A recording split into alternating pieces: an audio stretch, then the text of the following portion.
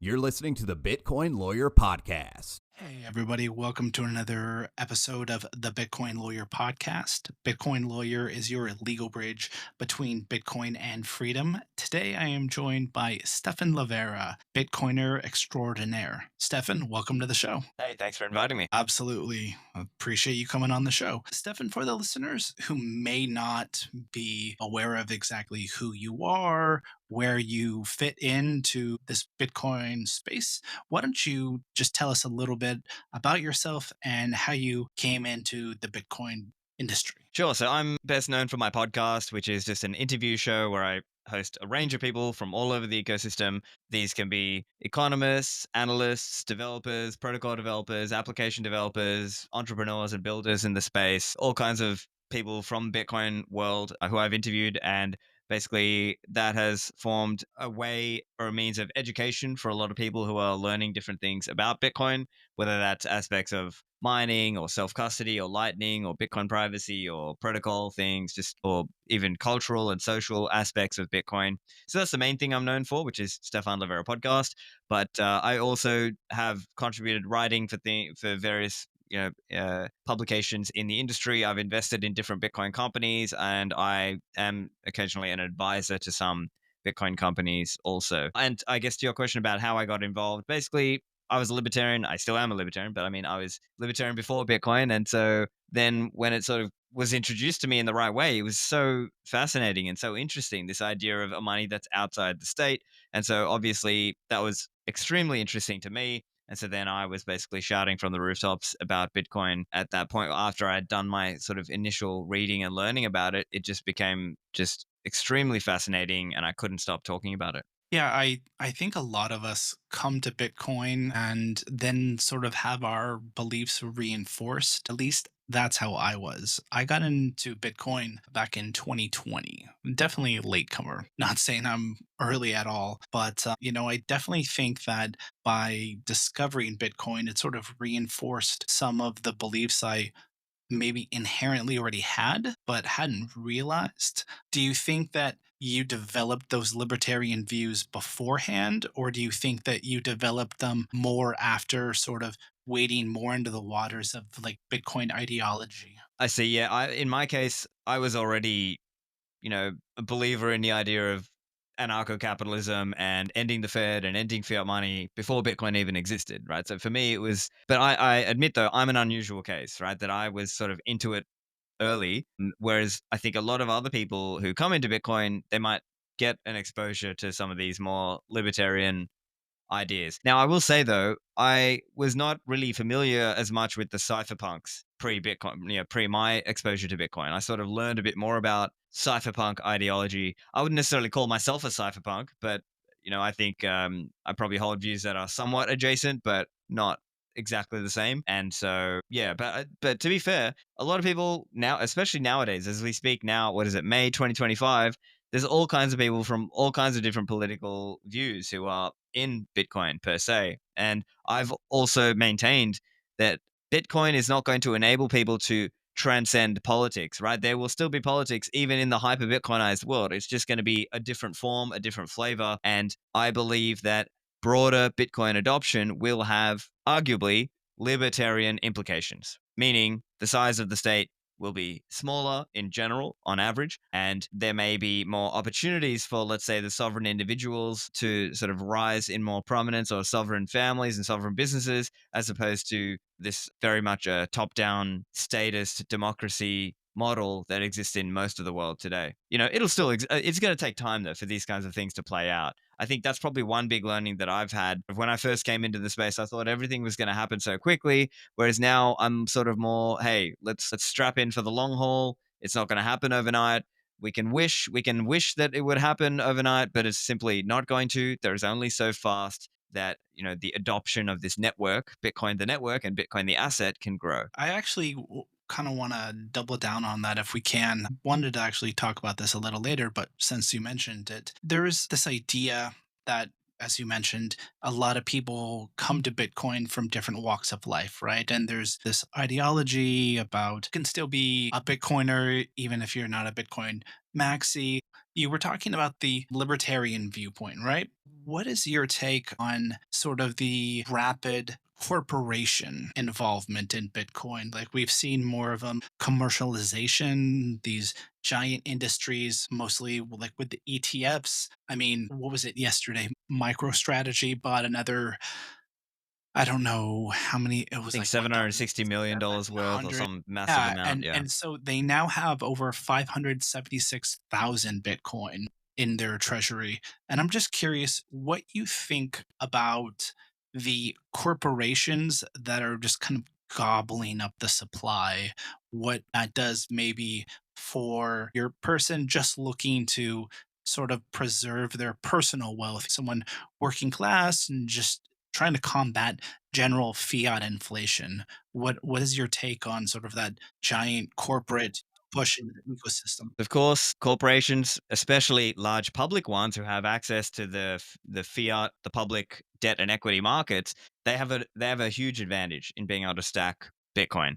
Uh, it's obviously it was a lot different in earlier years before the corporations and the public corporations really got involved in such a big way. But I guess ultimately it doesn't stop anyone from adopting Bitcoin in their own lives anyway, right? Even now, as we speak, Bitcoin is about 106,000 for one coin. And many of us believe, Bitcoin maximalists who believe that Bitcoin is going to be the money of the world, that, just as an example, I don't know exactly, but if we're looking roughly, it might be like we might hit a 10x in 10 years, and roughly in 20 years' time, it might hit 100x. And so if Bitcoin today is about 2 trillion in a global market of, let's say, 1,000 trillion of financial assets, when you think about equity and bonds and property and, broad money and all these other things, that if in 20 years Bitcoin hits a 100x, then yeah, it still makes a lot of sense to be stacking Bitcoin now, whether you are an individual, a corporation, a family office, even a state or a nation state.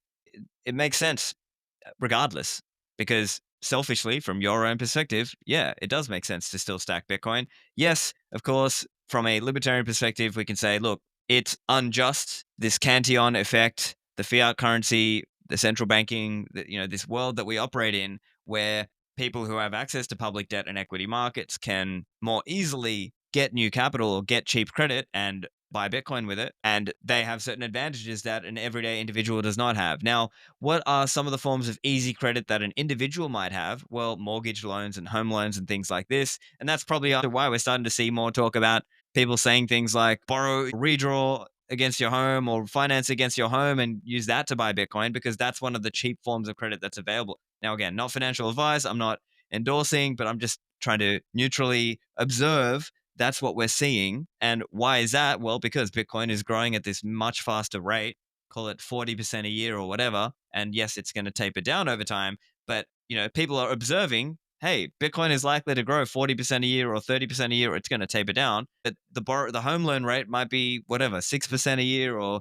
even some of these Bitcoin collateralized loans, they're lending at, I don't know, 11%, 12% a year. So just so for these reasons, you're going to see people who are doing that. Now, of course, the caveat is the public companies, the way they're doing it, if you look at Strategy or Metaplanet and so on, they are structuring their debt in a intelligent way that they can borrow and say, let's make that debt 5 years out, and let's borrow in a way where we're not going to get liquidated, and let's have it at a very low interest rate. So there's certain advantages that they just have by virtue of being a public company that can access, that can tap these large debt and equity markets. But broadly speaking, it, it was always going to go this way, right? I think we can have our ideological ideas about whatever, equal access to Bitcoin and whatever. But the reality of the world is today we live in a fiat currency system, and people who are closer to the printer, they have an advantage. They have a systematic advantage at being able to acquire cheap capital, cheap credit and debt, and acquire Bitcoin. So I think we just have to, whatever role or position you are in, you have to just play the hand you're dealt. I would definitely agree with that. Maybe it's just me being, I guess, a little more idealistic or wishing for a more egalitarian world where, you didn't have all of this corporate money coming into the ecosystem. It just kind of feels not disingenuous, but it just feels a little bit against sort of the ethos of the white paper, Well, let me just quickly add something there. I want to say, I guess At a fundamental level, I am not an egalitarian. Like, I think if you truly believe in private property and, everybody, using and controlling private property how they wish, I think the outcome of that is simply not going to be egalitarian. Now, I agree with you in terms of, let's say, the quote unquote, the injustice of some people having access to the printer where other people don't. So I agree on that point. Yeah, that's unjust. But broadly, we also have to remember that if we want to live in this sort of advanced economy with, nice things per se, we have to recognize that not everything is going to be at this kind of individual selling things to another individual in the farmer's market level. There's a certain level of scale that's, required by certain large corporations. Now, again, the caveat would be in the progressive era, these corporations, they sort of get into the government and they lobby the government for special privileges that use the guns of the state to give themselves an unfair advantage. So that part is unjust. But we have to recognize there is a broad sense in which larger companies, larger corporations, they can deliver things at scale. They can deliver products and services that lower the cost of goods and services for everyday individuals like you and I, right? Even if we go back to the so-called robber barons of the past, right? The Rockefellers of the world who made oil cheap and accessible, and think about the massive bounty that created for everyday individuals. So while I'm not defending the state and corporations who get in bed with the state, I am defending, in a sense, non egalitarian outcomes that come from large markets and scale that only large businesses and corporations can provide. So there's a sort of a nuance of that, but fundamentally, we can't operate in the world in this idealistic sense of, oh, I'm gonna sell you this thing at the farmers market and everyone's gonna do it. Like, that's just not how the real world at scale in a modern civilized advanced economy, it's not how it's going to work. Yeah, I would completely agree with you on that sense. And I'm not advocating for like equality of outcome, right? Like Of I'm course, more yeah. advocating for equality of access. And just to kind of hit on the point you made about the robber barons and services that were provided. If we look at in the United States, for example, Standard Oil, you know, that was founded by the Rockefellers, right? That eventually was broken up as a monopoly because they had such a market dominance. But I then wonder the founding or the announcement of 21 Capital just, I think, last week or 2 weeks ago. They basically said they're not going to provide any services. Their entire business model is just to leverage their financial ability to borrow fiat and purchase Bitcoin.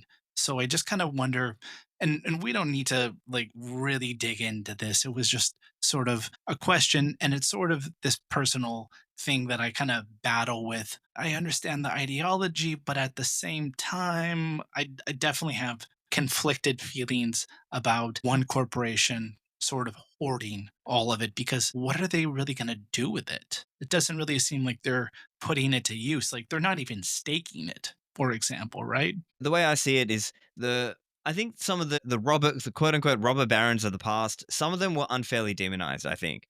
So I think some of them were like, actually what we saw was the good ones per se were actually making things accessible for people cheaper, right? They were just more efficient than the state. And then what happened is the state sort of comes in and uses this kind of pretense of antitrust and, competitive market law stuff to try to forcefully break them up when they hadn't necessarily been conducting, I guess, from a libertarian, strict private property sense, they'd not been conducting rights violations. So, in that sense, I think we have to also be wary because remember, the state itself is a massive monopoly, it's a coercive monopoly. And then that ends up breaking down some of what were, let's say, benign large businesses. That's probably the slight difference in our views there. But yeah, when it comes to things like 21 and so on by with Jack Mallers and Cantor Fitzgerald and SoftBank and Bitfinex and Tether, I think that one is, we'll have to see what happens there. Of course, as you say, they do have immense privileged access to the printer. They have a kind of privileged access because,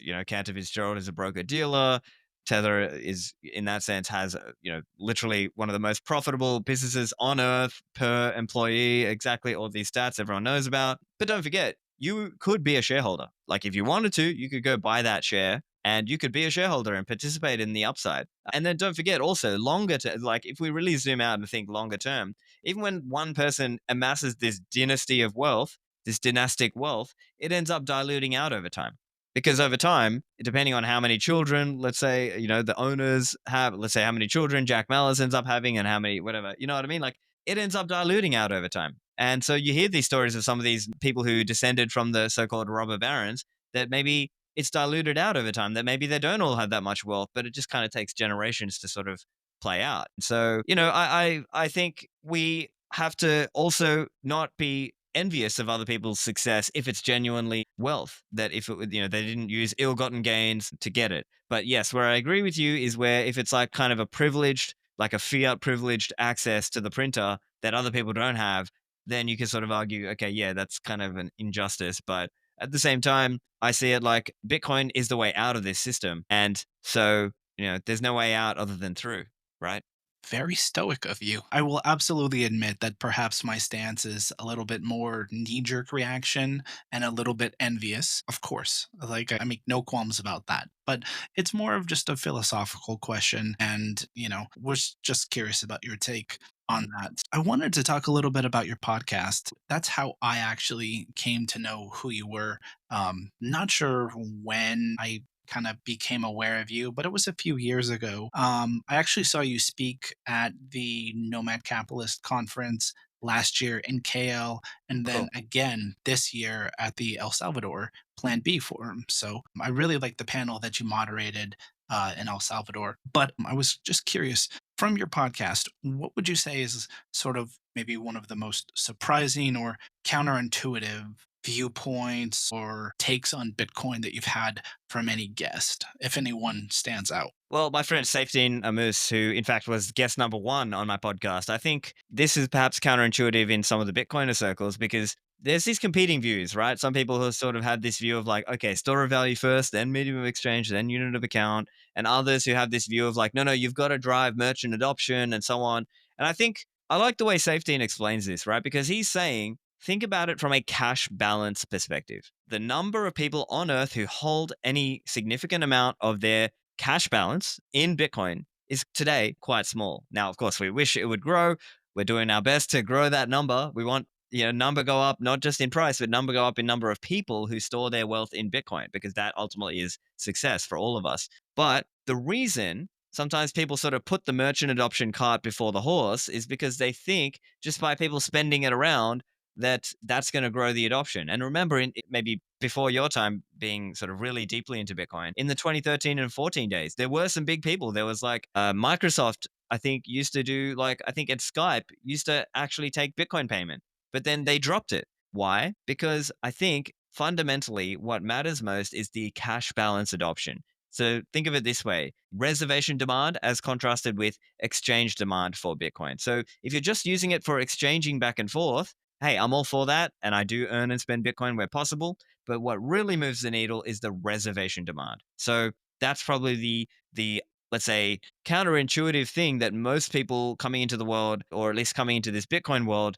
don't quite grasp. And so then sometimes they try to run around to try to get merchants to take Bitcoin. But the problem is, what we found historically is that when you sort of quickly run around and do that, oftentimes there's not enough people who are willing to keep on spending with that merchant, and then later they kind of forget it, and they kind of it's sort of nowadays you might have merchants who want Bitcoin and they are willing to offer a discount for taking a payment in Bitcoin rather than fiat, and so maybe that's a little bit more sustainable. But remember, what most merchants have to do is sell a lot of that Bitcoin back to fiat to pay their expenses, which I don't blame them. I mean, hey, people are running businesses out here. It's not necessarily a charity. And so that's something that I think more people should grasp. So the way my current view is, store of value adoption is growing a lot faster than medium of exchange adoption. Yes, medium of exchange adoption, as in the direct method of payment, is growing, but just maybe not as fast as the store of value point. Because to be fair, there's a lot more upside still to go,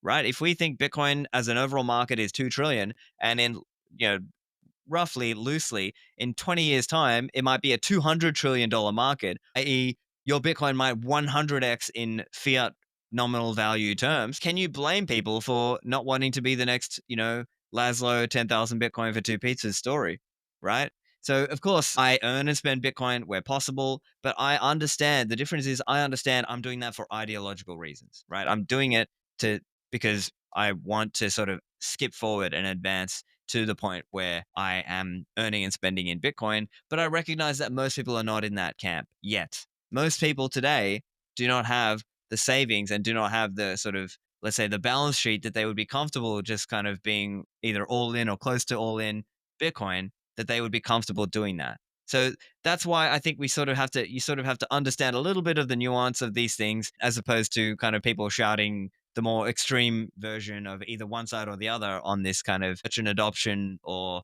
hodling number go up side of it, because I think that's sort of the actual middle ground position in a way. Yeah, that was one of the conversations that I was having with some people in El Salvador, where I was asking about, because I didn't get a chance to go to El Zonte Beach, and people were saying, basically it's a small beach town, but there were some villas that are going for 400,000 US that are maybe around 150 square meters, somewhere around there. And that's compared to a concrete building that someone's grandfather built previously, right? But that El Zonte is just kind of operating this circular economy where vendors are accepting Bitcoin and then spending Bitcoin, but it's not really going outside of that. Does that create mass adoption? Okay, it validates the use case of it, but it doesn't necessarily sort of expand upon this small surf town. I'm kind of torn between those two ideas. I always like to pay in Bitcoin when I can, but at the same time, I'm always cognizant of, as you mentioned, like how much could this potentially be worth in X amount of years, right? So it's kind of this duality. It's the hodler's dilemma, right? Because it's like, I mean, the way I think most people sort of get around this, or at least try to, is they just think of it as earning and spending in Bitcoin.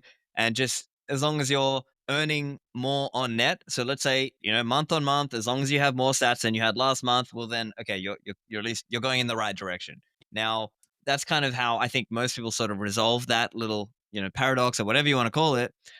For me, it just comes back to understand where we are in this grand adoption story. And we are still early. I know it sounds stupid because we're in 2025, we're 16 years into Bitcoin now, but I think there's a few more decades to go. And so if you're getting in now, you are still, in one sense, you are still early, because Bitcoin is only 2 trillion out of a market of 1,000 trillion. And there's still a lot more to go. So that's kind of the broader aspect of it. And I can't blame people who are coming in for the number go up part, because that's only human. It's only human that they want to save their wealth, or at least have a chance to get ahead in life, as opposed to if they're stuck in their typical, low paying job that's not really giving them an opportunity to increase or advance themselves. And so, I just think you have to have awareness of, why people are doing that. And so even though you and I might ideologically go and spend, remember, a lot of people are not necessarily going to be ideological about this. They're just going to use the tool for what it does. It's like, years ago when a lot of people were using BitTorrent, they just neutrally used it. They didn't necessarily go to a BitTorrent conference and consider themselves part of the BitTorrent movement. But nevertheless, I think, it's a nice thing and it's a good idea for, let's say, public Bitcoiners to eat their own dog food and be a good example. Walk the walk, right? Like, don't just talk about this stuff, actually do it for real. And by that, I mean, earn and spend in Bitcoin whenever you can, which I do. And I encourage everybody to do that. But I'm realistic. I understand that not everybody will earn and spend in Bitcoin because they're just not there yet. The world is not ready for that yet. But we see ourselves as we're trying to push the ball in the right direction. We're trying to move the needle in that direction, because that's where we think it's going long term. I would definitely agree with you that we're still early. I just look at it where we were, I guess, 20 months ago, um, just shy of 2 years ago. I sold my house in the US, and I've been living outside since. As a profit on the sale of my house, I made just a little over $100,000. And Bitcoin at that time was 32K. This was September 2023, and I purchased more than 3 Bitcoin with that and just held it. And I always point to that. I'm like, look, if I had just held fiat from the profit of that, I wouldn't have more than tripled my money. Like, there's no place where I could have made exponentially that much profit and been able to essentially start my business if I hadn't done that. So, I mean, in a sense, Bitcoin has enabled me to be able to start my business and sort of get outside of the rat race. I don't know if you know anything about my history, but I spent 12 years as a federal employee for the US government. I worked for Department of Homeland Security on immigration policy and decided to go to law school in Malta and just graduated last year, made a career change, and I'm doing citizenship and residency by investment as a Bitcoin first company. So if it wasn't for Bitcoin, I wouldn't be able to pursue what I love doing. So, I mean, I definitely see what you mean by being early to the game, but there definitely are stories like this where the upside, if you buy at the right time, can just sort of fast track your ability to kind of pursue the life that you want. Absolutely. Yeah. I mean, the joke, I think BitPain had a good tweet about this. I think he said something like, I'm happy to let, I'm going to butcher this, but basically he was saying the joke was that, boomers want us to overpay for houses. Well, they can overpay me for the Bitcoin, right? Like his joke was that I butchered the exact phrasing of it, but the way he said it was funnier. But the point is, if you are a younger person who has arguably been locked out or has less access to wealth building opportunities because, let's say, earlier generations got in at a good time, well, now Bitcoin is kind of your opportunity. And Bitcoin, to be fair, Bitcoin is an opportunity for anyone, like whether you're young or old. It's just an open, accessible thing that you can buy $10 of Bitcoin, you can buy $1 billion of Bitcoin, and anywhere in between. And so it's very accessible. And the main thing is that you are open minded enough to actually do some research, read some books, listen to some podcasts, and actually be open minded to it, as opposed to a lot of the no coiners who instinctively reject this idea for at least wealth preservation, if not wealth building. I would definitely agree with you that I think it was Michael Saylor who made this analogy where, buying Bitcoin now, even if it was 5 years ago or today, it's like being able to buy real estate in New York. If you knew that property prices in Manhattan at the turn of, let's say, the 19th century, when you still had Dutch settlers there, that property prices would be what they are today, 225 years later, you would buy as much as you physically could, as much as you could afford to, and you would probably try to leverage whatever fiat you had to get more of it. So it makes perfect sense that people who feel a little bit that whether it's because of the Great Recession, the financial collapse in 2007, 2008, that they can't afford to buy a house, or the cost of living crisis in some countries, it definitely is a stepping stone. I'm always advocating, telling people, hey, look, if you can't afford to buy a whole Bitcoin, no problem. Take 25, $50 per week, put it into Bitcoin and just don't touch it. Just let it grow.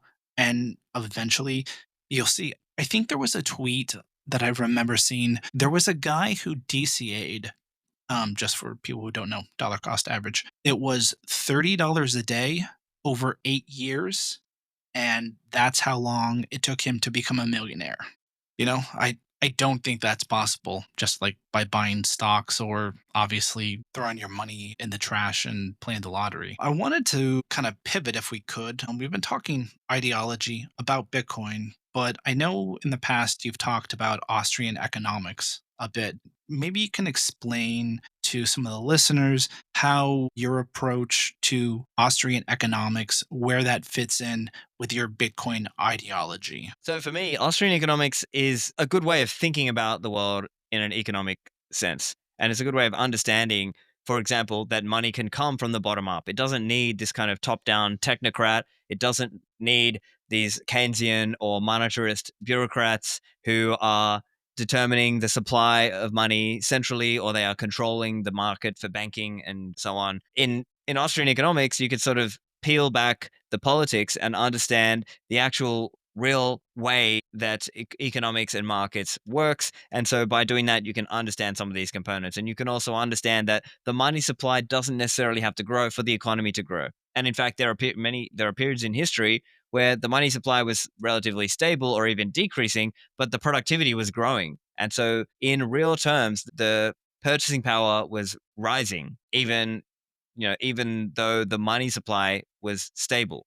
And actually, that's a good thing for the everyday people. And so that, I think, is part of what guides how I came to libertarianism, and then in turn also guides how I understood Bitcoin. Of course, there's different ways to think about Bitcoin and understand Bitcoin. And I think the Austrian School of Economics just gives a good framework for how to conceive of economics. By it's a particular deductive method of reasoning, but if you read people like Ludwig von Mises, Murray Rothbard, Hans Hermann Hoppe, Hayek, people like that, you can sort of understand their method, and then that helps inform, why Bitcoin is so economically important. And so they'll also talk about things like monetary history and how it evolved in a certain way, but it helps you understand that the money we use today, as in the fiat currency we use today, is not actually a good money.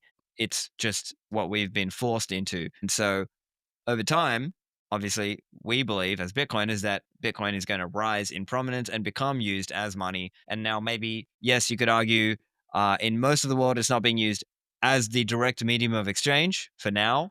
It's being used more like a savings asset. But I believe, if you fast forward another 20 years or 30 years, by then you will actually start to see real, true mainstream use of Bitcoin as a medium of exchange. It's just that we're early. Just to kind of piggyback on that, do you see that Bitcoin creates a frame of ideology, or do you think that the ideology just frames itself around with Bitcoin? What I mean by like the Austrian approach to economics and libertarianism, would you consider those more ideological beliefs or actually more political beliefs? Because I feel, at least like, because America really is sort of the birthplace of libertarianism, right? And the thing is that it doesn't really get any political traction. But I think that there are more and more people that sort of have variations of a pure libertarian set of beliefs, but it never really translates to a political viewpoint. So I'm just curious. Thing. So, I mean, the way I would explain it is some of the roots of this. I mean, it just depends how far back you trace some of these things. You can look at sort of in the economics sense, there were some of the scholastics, and I think they were in Spain, and and you could argue some of the early, let's say, free market economist types, people like Frederic Bastiat or Gustave de Molinari. I believe they were French. Actually, Gustave, I'm not sure if he was French. I think Gustave de Molinari is regarded as the first anarcho capitalist. But then, to your point, yes, modern day libertarianism is probably best exemplified in America, and most of the well known libertarians are Americans.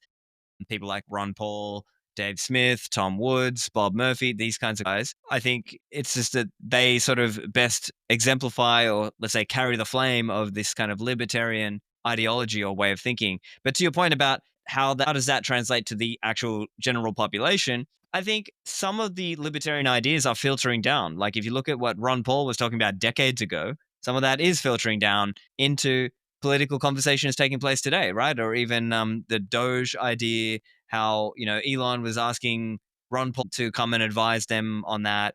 Now, admittedly, the Doge program was not.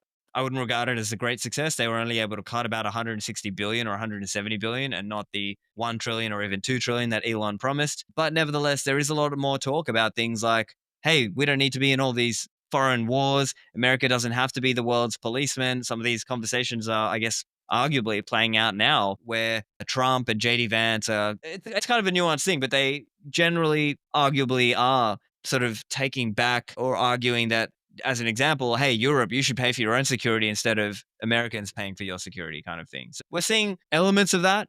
It's not exactly 100% that way, but nevertheless, some of that is playing out arguably in the Republican Party now, that there are elements of liberty there. But yes, I fully accept it's not that the Republican Party has fully taken on the teachings of Ron Paul and Murray Rothbard, but elements of are seeping through. So I think that's positive. But back to my broader point, I think Bitcoin will have these natural effects of acting as a check on the size of the state.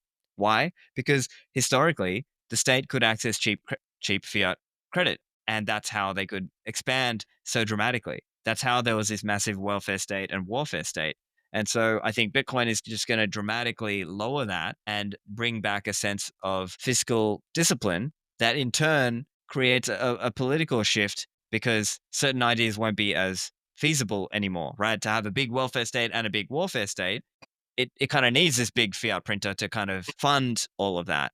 When you take away that fiat printer over time, makes states and governments have to live within their means a little bit more. And so therefore they won't be able to fund these big welfare states and warfare states, which in turn creates these social consequences that I think will actually be a good thing for society. It's kind of enforcing a kind of fiscal discipline on nation states that has a libertarian outcome, even if it's not explicitly libertarian in the way it happens. Yeah, I actually was watching this documentary that was talking about Latin American countries that have adopted the US dollar as their currency, right? So you've got El Salvador, Panama, Ecuador, and with the election of Milei in Argentina, he's been advocating for that, right? So the documentary was really talking about in order to have a money supply that large to be able to essentially become the world reserve currency, you must run a deficit. Like it's impossible to actually have that many countries adopting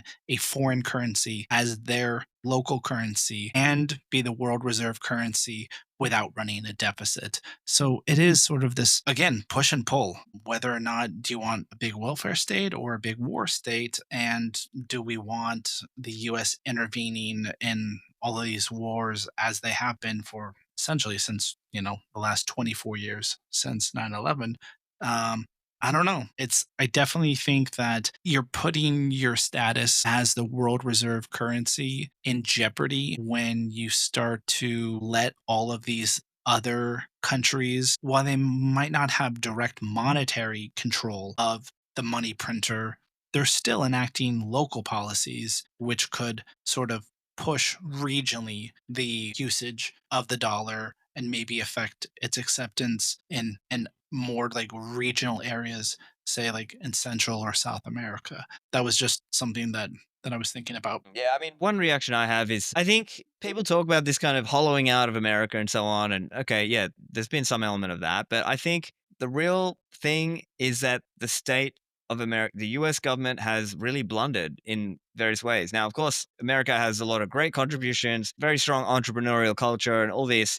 But I think the US, the federal government of the US is really overregulated, overtaxed, and just kind of I think they have overspent, and I think that is the fundamental reason driver of this massive, massive deficit that people talk about. It's because of that. If they had no, if they had actually not been so crazy about overregulating everything and so on, I think it would have been a far more productive economy and a far more and this it might not be in such a big debt and deficit position. And so I think I somewhat disagree a little because I think they are maybe taking because they when they sort of make this argument that oh see other countries needed the dollar too so the government had to print it up. Well, don't forget that if the US government had not sort of spent like a drunken sailor, it would not have been so bad. And maybe the dollar value would have gone up too. So I think there's a little bit of, I think it's not quite right to say it's because these other countries took on the US dollar and the US government had to print all this extra money. I think it's more just that they printed a lot of money because, democracies just sort of tend to become a give me that for free kind of pork barreling fest. And that's the hard reality of where we're at. Yeah, I would definitely agree with you about the way that the US government reacted during COVID, for example, and just increasing the M2 supply. I was curious, we were talking a little bit about libertarian ideology. What is your take on scrutiny for exchanges? I believe the panel that you hosted in El Salvador had OKX. Believe There were two panels I did. One of them was the Paolo Elizabeth. Oh, sorry, no, you're thinking about the Lightning one. I think that's the one. That was with like Roy from Breeze, Hong Fang from OKX, and I can't remember one or two other people. It was a Lightning adoption panel. Yeah. Go on. Yeah. So, but just I remember thinking because she was from OKX, and I was curious, what is your take on the idea of governments scrutinizing exchanges a little more? I mean, I've been extremely anti AML, FATF, KYC laws. Like, I mean, just in principle, they are an impingement on private property rights. And effectively, they are criminalizing people transferring money to each other. And they're saying, well, before I can accept this money from you, what's your source of funds? What's this? I've been extremely against it for a long time. But I also recognize this is the world we're in, right? This is what we're in. And we hopefully need more people to understand the danger posed by these things like KYC.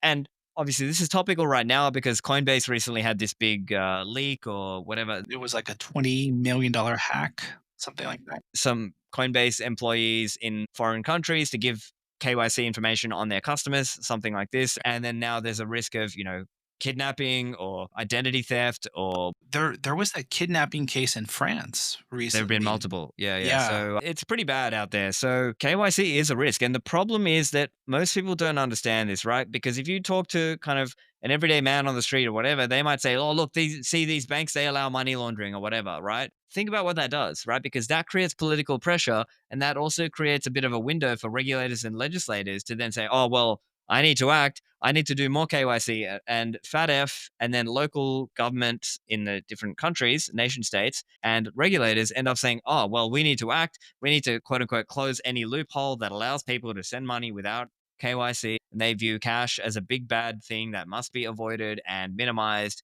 And for example, in Europe, there are, you can't do cash transactions above, what is it, $3,000? Or that recent one in Spain, where if you withdraw more than $3,000 from the Spanish bank, I saw it mostly on LinkedIn, but that was completely dispelled. I don't right? know Okay, fair who enough. kept promoting that, But but nevertheless, there is this war on cash now in the EU, that they're stopping large cash transactions. They're just generally trying to make everything go through the digital fiat system so that they can have surveillance over it, right? That part is, I think, uncontested. And so there's just this broad kind of push against monetary freedom. And as you were pointing out, a lot of the exchanges are being seen as, hey, this is the on and off ramp. So government is going to them to try to impose controls and make that a fiat control point. So, I guess ideologically, I'm against it. Obviously, I think FATF and AML and all this stuff should be abolished, but that's the world we're in. So I also don't begrudge, let's say, exchange operators and staff there or investors there, because if you're a public name and face, you have to comply. Otherwise, you're risking going to jail. And it's not really, I think it's not quite fair for, let's say, what I see kind of NIMS in the Bitcoin world who are criticizing public exchanges, because again, they're legal, upfront, public name, real face businesses. What are you expecting? Are you expecting these people to martyr themselves for the cause and go to jail for not complying with, yes, admittedly unjust laws, but this is the world we're in. I think we need to build enough support that we can actually repeal some of those laws or push back on some of those laws. And yeah. maybe now with this Coinbase leak, we're finally going to see at least some semblance of a pushback. I don't know. Two things I actually wanted to hit on. I was actually just thinking you were talking about going to jail and the whole case against CZ and his case from a legal standpoint. I've read the indictment, and all of those allegations were so meritless, and the fact that I believe the number was north of 40 million US, the fine that he personally paid, and the fact that he only did 3 months in US federal prison. Now, there are so many more people that during the financial crash 2007, 2008, who, whatever the number that the Department of Justice alleged, one person went to jail, right? That was the total number of convictions. And in something like that, it's a civil penalty. It's actually not even a criminal penalty, like the fines that they're paying. So I, I just don't necessarily understand. Maybe I guess from a prosecutorial standpoint that they're doing it just to show, just to flex up and say like, hey, look, even one of the richest guys in crypto, we can still make them go to jail and kiss the ring. But I completely understand what you mean by KYC and AML being. I think they're necessary to a point, but not to the point that they're at. I was just curious.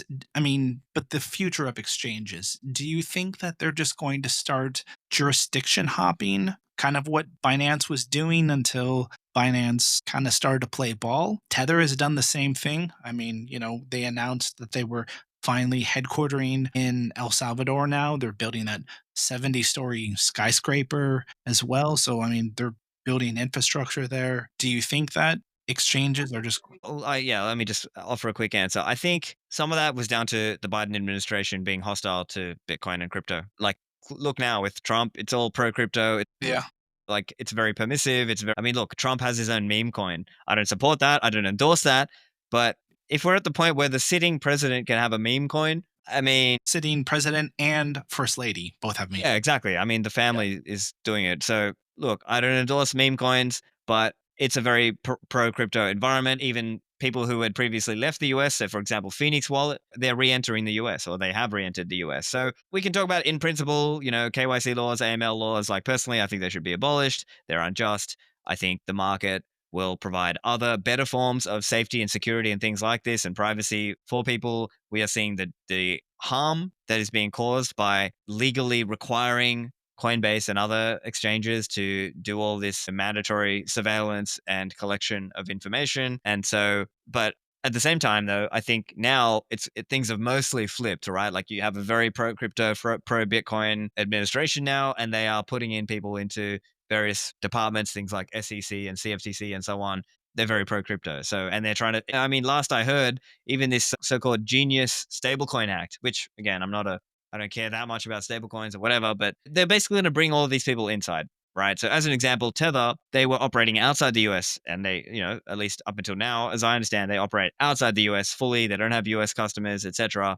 But who knows now with this Genius stablecoin thing, and now with Howard Lutnick, and Cantor Fitzgerald, maybe they're going to be brought to the table. They're going to say, hey, look, you're big and powerful enough. You're buying enough government debt. We're going to give you a seat at the table now. And to these large crypto exchanges and things, a bunch of them are in UAE. They're in Dubai, some of them, because it's pro crypto, right? So I think some of that is just dependent on the political winds, the way the political winds are blowing. The Biden era was anti crypto, right? Is Elizabeth Warren and all the different people, Gary Gensler's SEC. So I think now it's kind of flipped. So we'll see what happens. But I think it's going to be very pro crypto, and they'll try to bring them in per se and bring them inside. Now, there are trade offs to that because, of course, that means there might be a certain level of surveillance and things that is required of them, and certain regulations that are now brought onto these large crypto and Bitcoin companies. It's again, I think it's a case of it is what it is. I can definitely see that. I think it definitely is a double-edged sword, like you said, though. It's definitely going to have increased regulation, regardless of what jurisdiction you operate in. I think that's just only inevitable. Those days of forming like an offshore company in BVI or the Seychelles, I think, are over. Yeah, exactly. But the flip side, to be fair, is there'll be a lot more new money that can come in. There'll be a lot of people who are comfortable with these things, whether it's ETFs or Bitcoin treasury companies or locally regulated entities. It will bring more money in, but yeah, there is work required to make sure Bitcoin remains decentralized. I think right now the mining side of it needs more work to keep it decentralized. But this is, I think we should not be naive to think that it was not going to play out something like this. Definitely some part of this was inevitable when you have corporations, large institutional money coming into the ecosystem. I can definitely agree with that. You had hit on the topic of privacy, and before we started recording, you had mentioned we were just talking about Bitcoin mining, and I was curious. I asked if you run your own node, and you said, well, I do, but not for mining purposes. So I was just wondering, maybe if you could get into a little bit of what running a Bitcoin node is and some of the use case for it outside of mining. Gotcha. Yeah. So this is a common confusion when people are new. They don't quite get all these things. So many people would have heard, hey, not your keys, not your coins, right? And that's where, people can get like a cold card or whatever and hold their coins on that. But there's also an element of running the underlying Bitcoin node that verifies those transactions. So in simple terms, a Bitcoin node is like a fake Bitcoin detector, or it's like a way of, checking that. Now, a Bitcoin in actual practice, really what it's doing is it's downloading the blockchain It's validating that the rules of Bitcoin were obeyed per se, and it helps you connect to the network, right? Because Bitcoin literally, it is an asset and it's also a network. The nodes are the network on which Bitcoin operates, right? It shares that ledger of Bitcoin transactions on that network. And so when you run a Bitcoin node, you're connecting to that network, you're staying in sync with that network, you're staying in consensus with that network. And that is also what allows you to receive and broadcast transactions. And so if you don't run your own Bitcoin node, then basically you're relying on somebody else who is, right? Whether that's Trezor's node or Ledger's node or whoever else or an exchange is running it for you. That's really what's going on. So when you run your own Bitcoin node, what you can do is connect your Bitcoin wallet software. So for example, Sparrow wallet on the desktop, or maybe you're running something like Nunchuck on the mobile or some of these different mobile apps or Blue Wallet or whatever, and you can connect that to your own Bitcoin node. So that node could be, people have these different ones. Now, I personally use one from Ministry of Nodes. I was previously a co-founder, but I no longer have a financial stake or an interest in that. It's run by my friend Katan. He's in Australia. But basically that is like a small node box and it runs Bitcoin Core, it runs an Electrum server, it runs mempool.space, and maybe one or two other small things. But basically, I use that. It's a small, always online box that I run. I connect it to my router. It stays in sync with the chain. And then when I'm using Bitcoin, I can use different apps to connect to my own node. And so I'm verifying for myself instead of trusting the exchange or trusting whoever else, trusting a service provider. I'm, I'm verifying for myself. That's one way to think of it. And so it can have applications in mining too. If you want to be creating your own block template and so on, that can also play a role, but there are reasons to use a non-mining node for selfish reasons, right? Because you are verifying or broadcasting transactions for yourself on the Bitcoin network. So that's in a nutshell what it is. Of course, there's different ways you can do that. You can just run a node on your existing PC. You can run it on like a dedicated smaller device like a NUC or an old office refurb PC, or you can buy these ready-made ones. So like Umbrel and Start9 and others out there, and MyNode and others out there. But that's kind of the quick summary. Got it. Yeah, I used to be involved in home mining, and there's a company called FutureBit based out of New York. It's called the Apollo Miner, and I used to have just like a whole rack of like 10 of those. You would, have basically like sub nodes or sub units that would run off of them, but like the big unit would basically just run a full Bitcoin Core node. And so, yeah, I was just curious on the use case of it outside of mining because I haven't ever really encountered that, but that's really interesting. I wanted to talk a little bit about personal sovereignty. I know that that's a topic that you touch on. Obviously, we discussed the idea of libertarian viewpoints, and on this podcast, we really talk about the intersection of citizenship and residency by investment with Bitcoin. So I know you've traveled and lived abroad quite a bit. I was just curious, maybe you could talk a little bit about your personal philosophy on global mobility and how you see Bitcoin playing into that idea. For me, this really started in 2020, right? Now, I'm an Australian. I grew up in Australia and I was extremely just, annoyed about the way Australians were doing things during all the COVID lockdown hysteria. And so in 2021 is when I left. And so basically I was kind of planning my escape in a way. And I just thought, nah, this is nonsense. They're not going to like lock me down into this country and keep me here and make me pay these high taxes. I'm over that.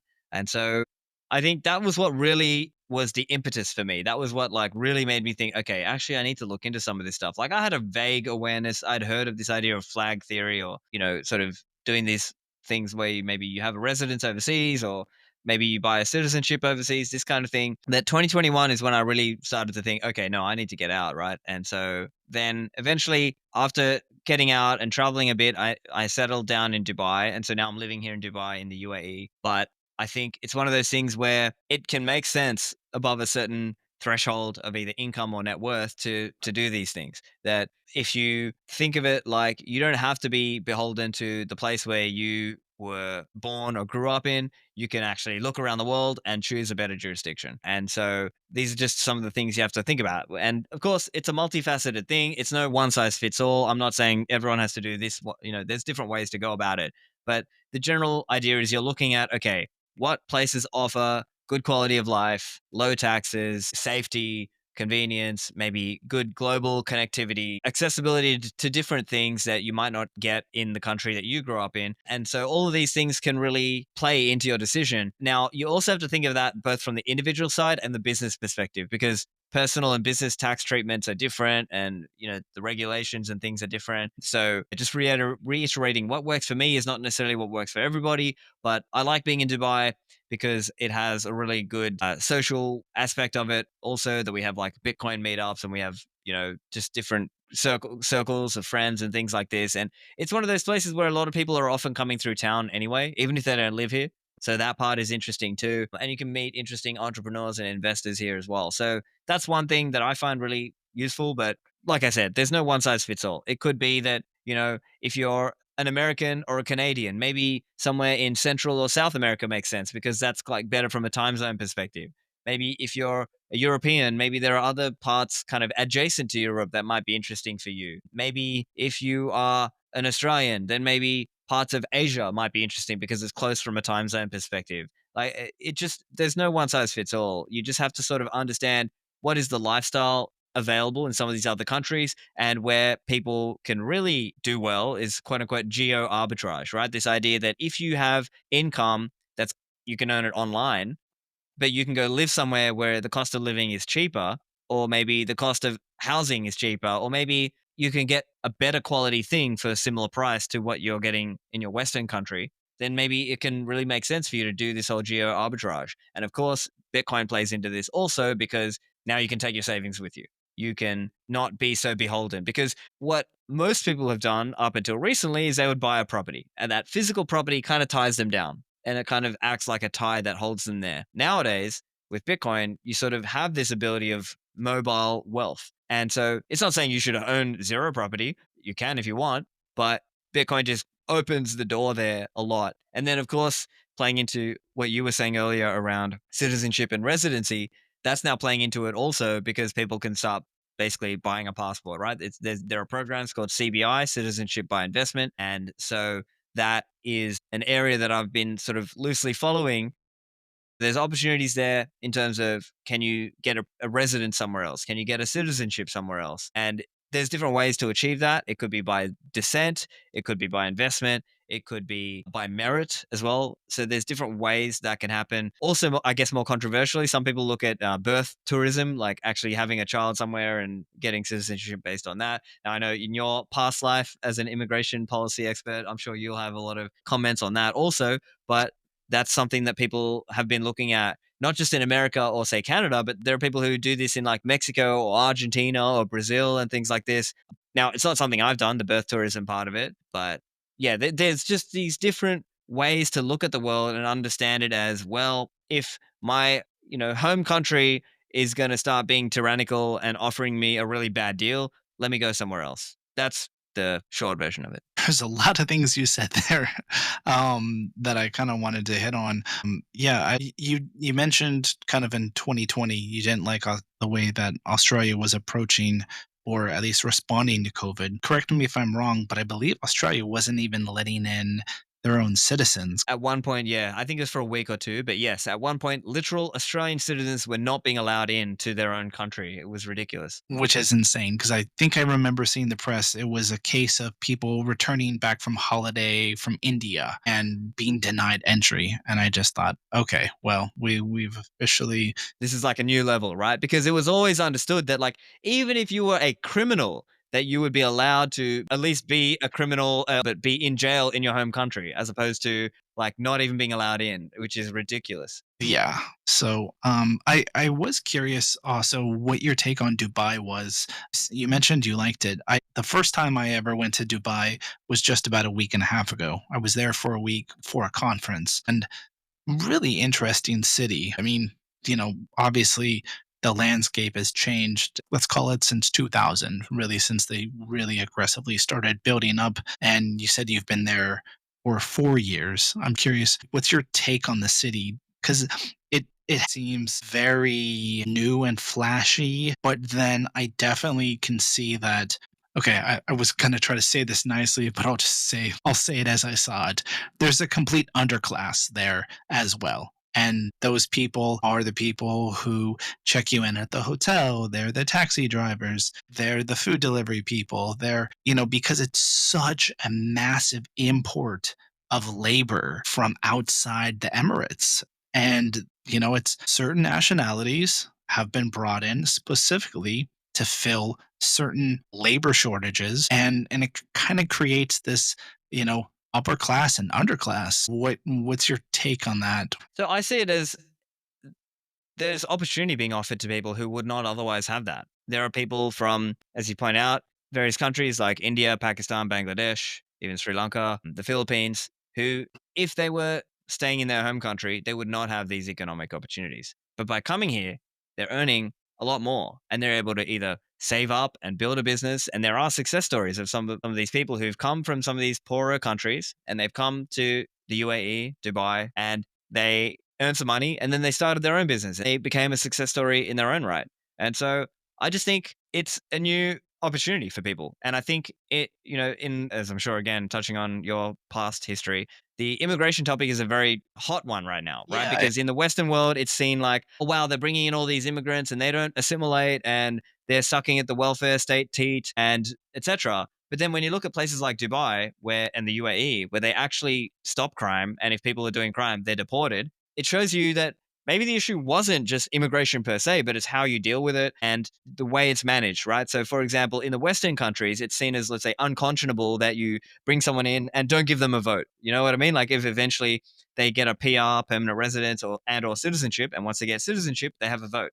But in countries like in the UAE, it's sort of understood more like, no, you're here to either work or do a business. You're not necessarily going to become a citizen and have a vote because it's a monarchy. It's not a democracy, right?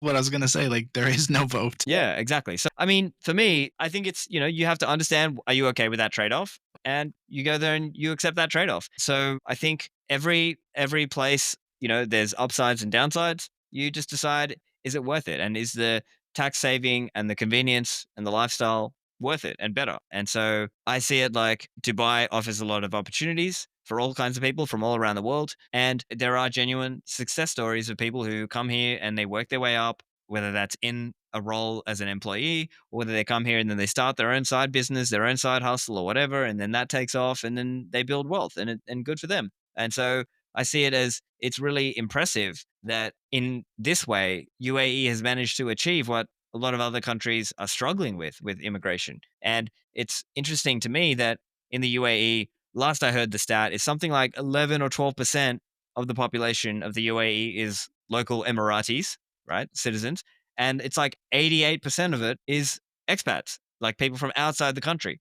And how are they making it work? Well, with, technology and I guess certain rules that they're strict about. I would also say policy, like their approach to taxation, their approach to immigration, right? Like they're bringing in people who want to build up the country that aren't just there to sort of, as you mentioned, like suck off the teat of the nanny state, right? Like people are there to work. I mean, the impression that I got, I spoke with a colleague who's in citizenship by investment, and she's originally from India. She's been there for 9 years, and she loves it. I mean, I was only there for a week. Small snapshot of what life is like. I have kind of my own opinions, but it's very, very hard to get a real pulse on the country. But it definitely seems to be moving in the right direction. And I would definitely agree with like the taxation side, like keeping more of your own money. Of course, people can become more prosperous and build up and get out of a disadvantaged economic situation if that's what they come from. If we could just touch on, are there any specific jurisdictions that you see are more favorable to Bitcoin? Not just maybe on the taxation side, but maybe on the use case side? I mean, maybe aside from the obvious, like El Like El Salvador. Salvador and stuff. Well, yeah, I mean, obviously Dubai, UAE, Abu Dhabi. I think these are really good jurisdictions from a Bitcoiner perspective, generally speaking. Now, there are trade offs to that. So, for example, there is, let's say, more surveillance in the UAE. So, that is a trade off. You have to be comfortable with that. I think Switzerland is great, but it's obviously expensive. Other jurisdictions that might be interesting, I think parts of Asia might be interesting. So, if you're looking at like Malaysia, Thailand, Vietnam. Those could be interesting. Singapore is also interesting, but again, Singapore is very expensive and hard to get in now. But in terms of what's in Asia that is more accessible, yeah, potentially a Malaysia, Thailand, a Philippines, Vietnam could offer some options there in terms of like geo arbitrage, right? Yeah. That we were talking about. Actually, I was just going to point out both those or actually those three Asian countries you hit on, Malaysia and Thailand and Philippines, all of them have territorial tax systems. Any money that you actually don't make in the country, if it's made outside, but even if it's still remitted to the country, is tax free. So, all of those are really good options and obviously offer a lower cost of living in Southeast Asia. Yeah. And then otherwise in Central and South America, yeah, maybe places like Mexico and Costa Rica. For certain people in the Bitcoin world, if they want to go to Bitcoin jungle in Costa Rica, that's kind of like for the true, like hardcore, now I haven't been, but from what I've heard, it's like really great, actual, truly bottom up adoption of Bitcoin. So if you're like hardcore, you want to earn and spend Bitcoin and just kind of live the Bitcoin life, Bitcoin jungle in Costa Rica might be an option for you. Where's one place that just came to mind? Have you heard of the island of Roatan? I've done interviews on that as well. So I've had Eric Brimman on, and I've had the CFO of Prospera on. So yeah, certainly that one could be interesting too. But there's just a little bit of a cloud hanging over this big lawsuit between Prospera and kind of the Zetas and the government of Honduras, because the government of Honduras is trying to fight them, and it's kind of a big battle. I don't know the latest on where it's at, but it looks like the free zones, the Zetas have a good chance, but I don't know for sure. I think some of it does turn on how the election goes in Honduras later this year. But yeah, that obviously is a good choice for Bitcoiners. I know there's Amity Age, so there's this Bitcoin. Yeah, so basically it's a Bitcoin education company, and they're also doing Bitcoin mining run by Dusan. This guy, he's from I think he's either Czech or Slovakian, and he is there kind of really spearheading that and really driving Bitcoin adoption and learning and stuff there. What else is kind of interesting, or at least hot topic per se? There's a lot of people in Paraguay in Asuncion. That's kind of like recently there's a ton of like digital nomad and kind of flag theory people who are into that. So that is kind of super popular right now because of it's relatively low cost and kind of I haven't been myself, but just from what I've heard it's like low cost, decent value for money. It's easy to get PR there, but I can tell you from a residency standpoint, these programs always shift once people flood in, Yeah, right? oh, exactly. Yeah, yeah. So it's kind of like the trick is to sort of get in before it gets really popular. Panama is good as well. Now, again, I've never been to Panama. I don't know a lot about it. I'm not an expert, but I've heard Panama can be interesting too. I guess these are kind of off the top of my head. These are some of the ideas that are kind of out there. And then, of course, you sort of have to, it's kind of a blended thing because you have to sort of understand, okay, what citizenship programs are there that you can partake in? And then what residence programs are there out there? What's the tax treatment of those? What's the lifestyle you have in those? Are you actually going to live there, or are you just going to like put a flag there but live somewhere else? Like it's kind of a complicated thing to sort of blend all of that together. And of course, that's where this whole citizenship and residency consultancy industry is there because they're consulting you on how to sort of put the pieces together. But kind of high level, yeah, those are some of the countries and ideas that you kind of come to mind first. That's actually something that I always have to ask anyone who's considering citizenship by investment or residency. Like, what are you really looking to achieve? Are you looking to just have a plan B? Are you looking to actually relocate? If you're willing to relocate, are you willing to reincorporate your company? Like, it's sort of this absolutely like what you said, geo arbitrage, right? So you can live in one country. Like, I'll give you an example. Like, Thailand doesn't have any CFC rules. Neither does Switzerland either, right? Like, Switzerland is like the one European jurisdiction I can think of off the top of my head that has no CFC rules.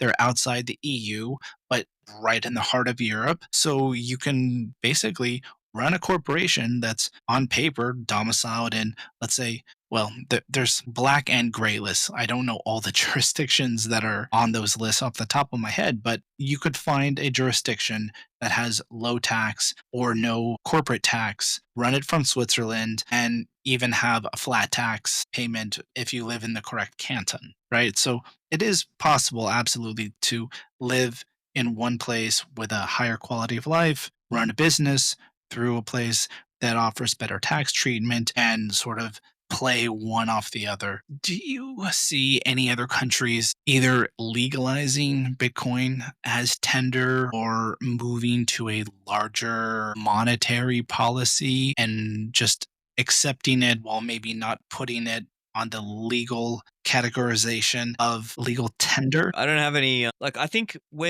El Salvador was just super early. And I think what we're going to see now in terms of saying Bitcoin is legal tender, right? I think they were just super early. And I think what we're likely to see, the kind of the rumblings on the ground and kind of just what, as I look at the news in the Bitcoin industry, I think what we're more likely to see is this kind of strategic reserve thing and companies or countries rather taking a position in Bitcoin either directly or buying IBIT, like MicroStrategy or IBIT sort of thing that you're hearing. Even Abu Dhabi, a wealth fund, I think they bought IBIT, I believe. Don't quote me on that because I can't remember the exact stat. But anyway, the point is, I think we're going to see more of this sort of reserves adoption. And then maybe some of the countries that have excess energy, cheap energy, they may do mining. Right, so it's known that there's a bunch of these countries who are doing mining: Ethiopia, Bhutan, UAE, obviously El Salvador. Although they might have shut down their mining, I'm not 100% sure there. I think maybe they are. I don't know. Anyway, but there's a bunch of these countries that are either doing it at a nation state level directly, or they partner with a Bitcoin miner to do it for them. Right. So even Bhutan, I think it's Bitdeer who does it for them. Yeah, I'm not sure which company does it.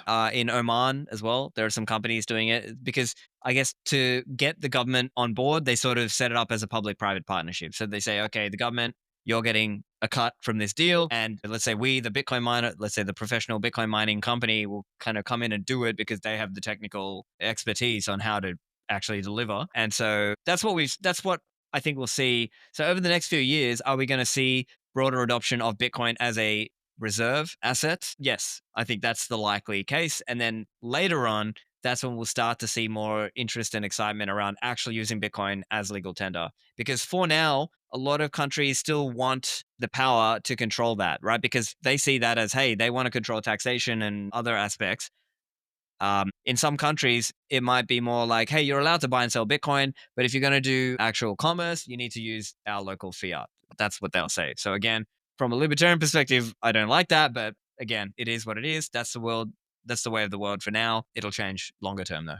I actually was having a conversation with a colleague last week, and I won't name the country, but they are considering having a residency program based on crypto staking, which is something Crazy. I hadn't heard. And basically, the proposal is that so they're a European country, but because they're beholden to the ECB, the European Central Bank, and the monetary policies of the EU, they were talking about granting someone residency, but that person would have to deposit a certain amount of whether it be ETH, Bitcoin, or whatever they actually decide as the amount and the coin, but they would stake it, and the country would actually earn the interest off of the staking. The country wouldn't directly take it, it would be in a third party custodian handling that. So the country can basically disavow itself of actually touching it and still be within European Union regulations, but granting residency to the person and perhaps doing it on a year by year basis. And after 5 years, if resident can qualify for a European long term residency permit and sort of getting around because Malta's citizenship by investment program was actually shut down. And that was basically the entire talk of the conference that I was at in Dubai. It was for the investment Migration Council, and what's basically a professional organization of people involved in citizenship and residency by investment. And with Malta, that was the last remaining European Union citizenship by investment program. So, with that sort of off the table, there's sort of this talk well, okay, how do we get around that? This idea of staking, whether it be Bitcoin or whatever the government decides, was a really interesting idea. I haven't heard any government propose that or ever heard that idea before. So, yeah, it was a really interesting idea and interesting use of, still trying to follow the rules, play ball, but, try to bring adoption of crypto or Bitcoin, whatever they choose to use. I mean, my initial reaction is Well, staking gives me the bad vibes because it kind of Right. implies you're using a shitcoin like Ethereum or whatever. Sure. Yeah. But nevertheless, there are parallels in, if you look at some of these government programs, even Malaysia's MM2H, I think one of that program, one of the options there is to buy government bonds. And just it's a forced hodl of government bonds.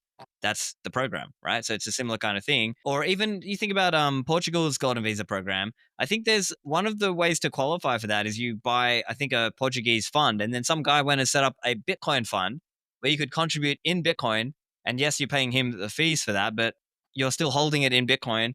And based off that, you get this Portugal golden visa. And after, I think, 5 years of that, you can apply for citizenship. Now, that's a question of whether you want to go inside the EU or not. Like, personally, I think the EU is going the wrong way, but it might be interesting for people who still want to be able to access, to be able to visit or to spend some time there. Yeah, I could definitely see this kind of Bitcoin. Here's another example. Maybe people will set up these kinds of private credit funds or whatever. And you, as a person wanting the residence by investment, you contribute Bitcoin into that private credit fund. That private credit fund is going out lending Bitcoin, earning yield. That yield is going to the government. And then you get your residence permit. That could be another plausible pathway that this goes down, right? There's a myriad of options. Honestly, like, how many ways do you want to try to skin a cat? It's infinite.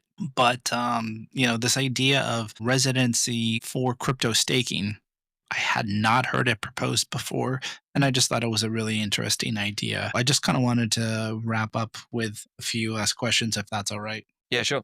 Okay. To bring it back, we had talked about, you know, privacy, individual rights. I'm wondering if maybe some practical steps or just general advice that you could give to a Bitcoiner who's kind of starting out to increase their international footprint, or, how can they exit the rat race and start to move in that direction? It's a big topic, but generally speaking, of course, learn to use a hardware wallet, learn to self custody your Bitcoin, try to avoid, let's say, buying it. Because okay, in the Western world, what's the typical story they tell you? Okay, go to school, go to uni, get a good job, get a mortgage, And then die. right? That's kind of that's the typical Western world progression that we're put on this conveyor belt in the Western world. That's what you're encouraged to do. That's the accepted life path. I would say really strongly question whether you need to buy a house and get a mortgage. Nowadays you're buying the bags of people who came in the generations before you. Why do that when you can buy Bitcoin? Now, if I were, young, starting out new, I think the main thing is when you're starting out young, you don't have a lot of skills. You need to build your skills. And nowadays, the hot thing is AI. So, maybe learn to build things with AI, learn to use it to be effective, and try to find ways to either consult on that and try to find ways to work online. And then if you can find ways to work online, whether that's remote working for a company or doing your own business online, then you start to now have that freedom of trying to explore the geo arbitrage thing we were talking about. And so I would say, yeah, try to increase your skill set, especially if you're young. You don't necessarily have a lot of money, but you have a lot of time. So focus your time on educating yourself, learning these different skills, learning to apply those skills, and trying to sell those skills to people. Building up, find a product, set up a service, set up a product, and sell that product ideally online. And then that is kind of a good stepping stone for you. Now, of course, the obvious thing, stack sats, right? Like if you are earning more money, you want to stack sats in your own self custody. And then you can start looking overseas as to, okay, what place do I actually want to try to set up? What would be good? Because you do need to actually go and try some of these things. It's like try before you buy, right? Go and try visiting some of these countries to see if you would actually want to live in them. Because, you have to find out if it's worth it for you, if it's the right play for you. So, yeah. Was just going to ask, is that what you did? I mean, had you been to Dubai before you decided to pull the trigger? Yeah, so actually I'd been there for a conference. And so then I thought, oh yeah. And then I was talking to some other friends, and I had some other Bitcoin friends who were saying, yeah, this is actually an interesting play. Why don't you give it a try? And then, yeah, it just made sense for me and my wife to move to Dubai. And so we've been here for about 3.5 years now. Awesome. Yeah, that I definitely think that's good advice.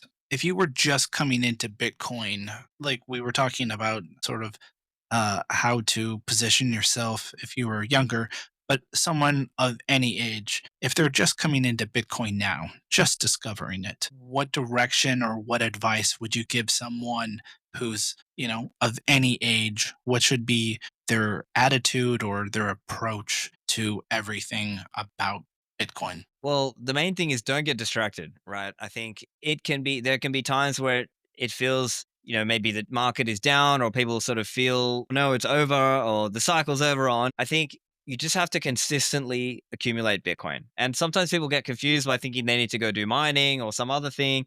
And here's the other thing: you don't necessarily have to work in the Bitcoin industry. Right. You might just be fiat mining and converting like my friend Bitstein says, every job can be a Bitcoin job, right? Like, you can just stack your fiat however you stack it and stack the surplus into Bitcoin, right? Like the basic 101 of personal finance, right? Like, try to earn more, make sure you live within your means, don't spend it all, stack that surplus into Bitcoin. That's kind of the basics of it.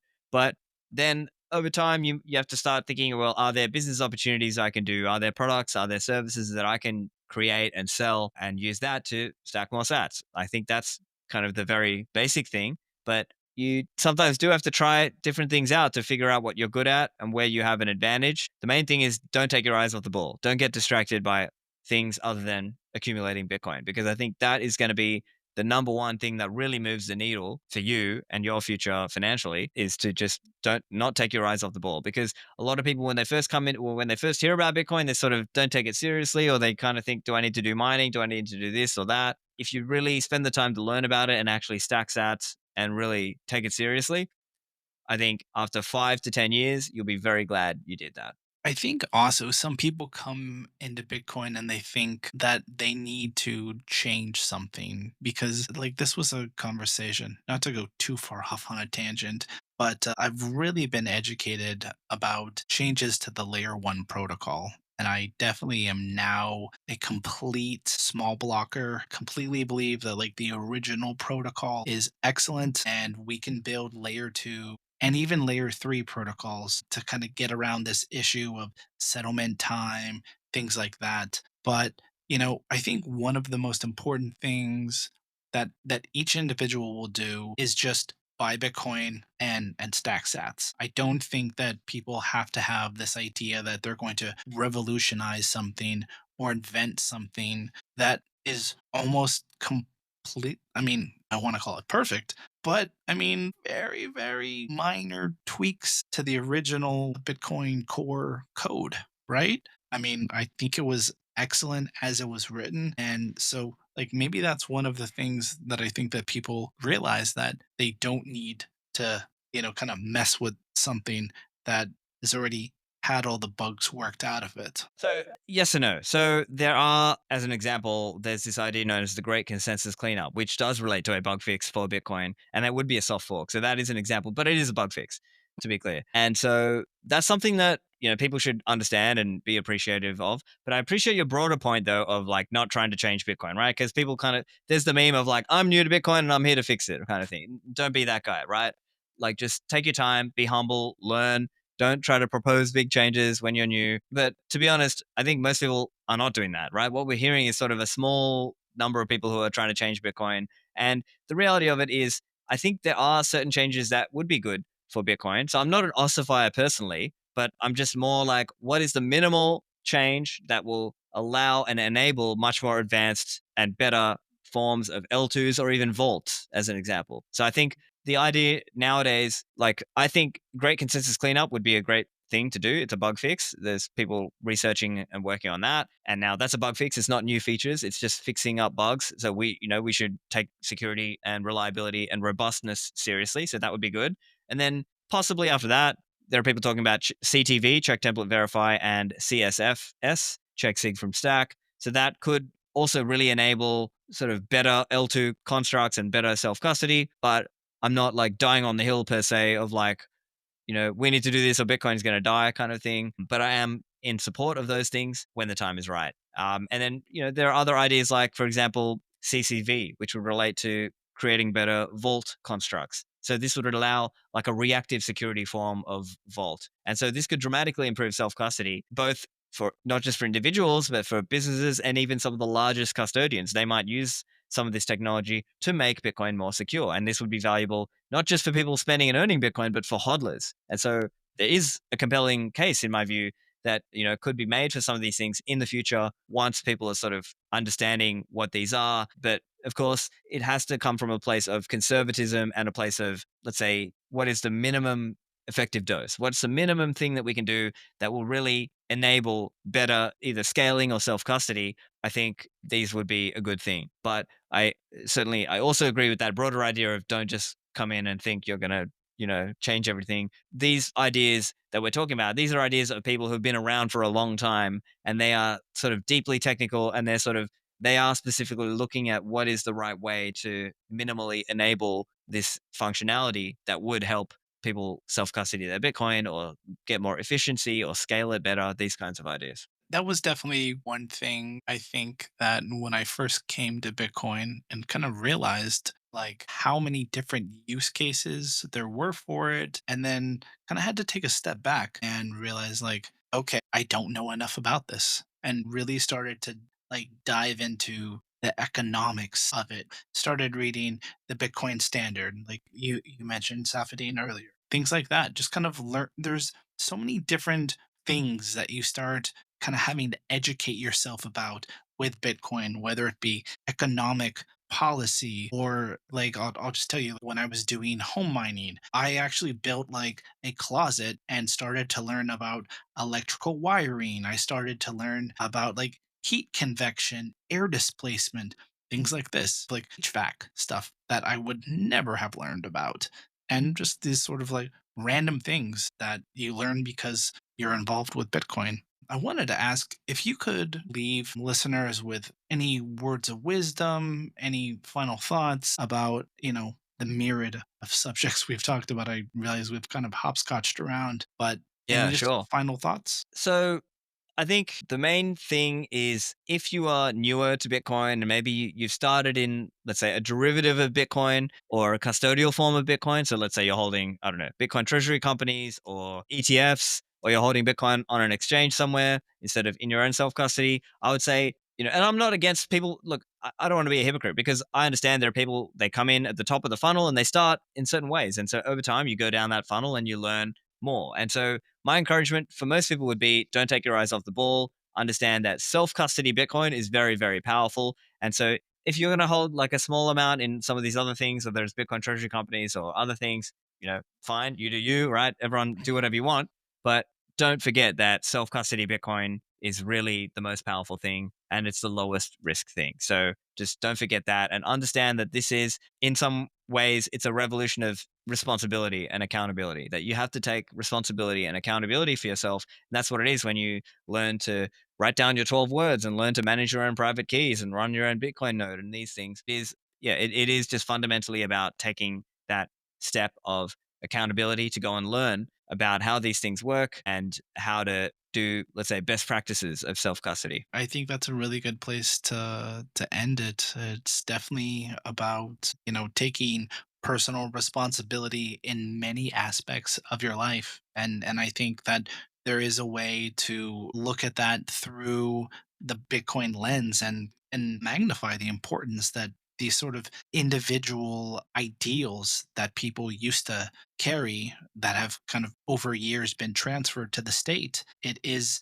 a obviously better idea to have self-governance of your finances, of your personal freedom, of your mobility, that sort of things. Those are just, at least from my point of view, some of the ideas that I've learned from Bitcoin and getting involved with the industry or ecosystem, if you will. I just really want to thank you, Stefan. Thank you for your time, your insights, your words. Where can our listeners find you, or if there's anything you want to plug? Yeah, sure. So just Stephan Livera podcast. You can find me online if you search Stephan Livera. StephanLivera.com is my website, but basically YouTube, Spotify, X, all those things. If you search my name, you'll find me there. Yeah, thanks for inviting me on. Perfect. Again, this has been Stephan Livera. You can find him on the Stephan Livera podcast. Stefan, thank you very much for your time. Again, really appreciate it. Learned a lot. Thank you. Thank you. Thanks for listening to the Bitcoin Lawyer Podcast. For more information, please visit our website at www.bitcoinlawyer.com. And remember, Bitcoin Lawyer is your legal bridge between Bitcoin and freedom.